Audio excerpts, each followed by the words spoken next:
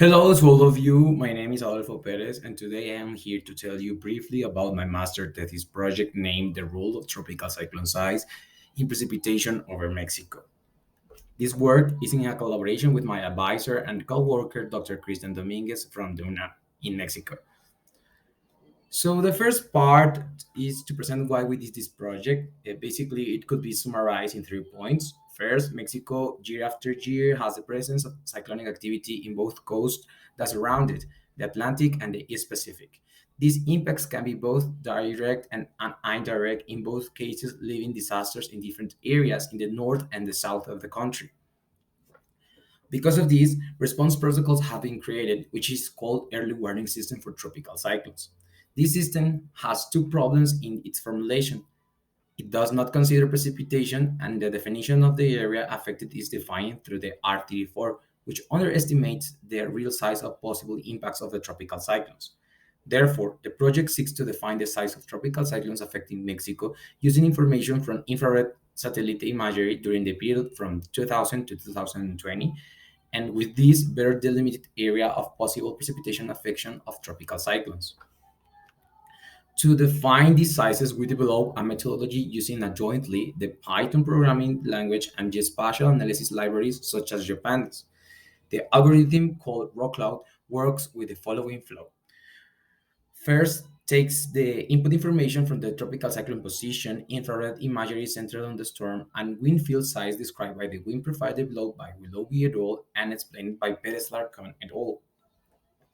It then segments the image through a minus 40 degrees threshold, we will call ROIs or regions of interest. Only ROIs within the radius described by the wind profile are taken into account, and the distance from the center to each farthest point in each quadrant determined by the cardinal point is measured.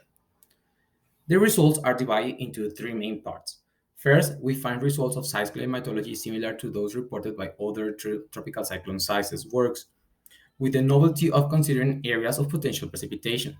Second, we find a positive correlation between tropical cyclone size determined by raw cloud with sizes where precipitation is found also measured with the GPM precipitation imagery. And finally, we compare the role of calculated environmental variables on the size described by raw cloud, finding that humidity, wind shear, and divergence at high levels appropriately describe the amount rainfall reported in the tropical cyclone area. But how do our results work in a real context? The case of 2020 tropical storm Cristobal over southeastern Mexico is a recent example of underestimation that early warning system can have on tropical cyclones with lower intensity categories. The regions in black boxes marked as region 1, 2, 3 are the regions that reported the highest precipitation according to CHIPS data on June 4th, 2020. By changing only the tropical cyclone size parameter from R34 to the rock cloud estimate, we observe how in different positions the other issues of for presence of tropical cyclones improve from a minor hazard marked with green and blue colors to a major hazard marked with yellow and orange colors in the three zones, thus allowing a better evacuation response and preparedness for the authorities to avoid disasters in areas with greater vulnerability.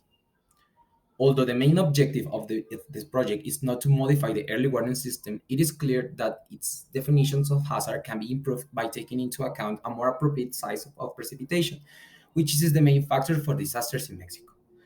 For now, that's all. But if you're interested in more details, I encourage you to watch a larger version of this presentation by scanning the QR code, as well as being able to contact me at my email that appears on the screen or to my partner's email. Thank you very much and have a nice day ahead.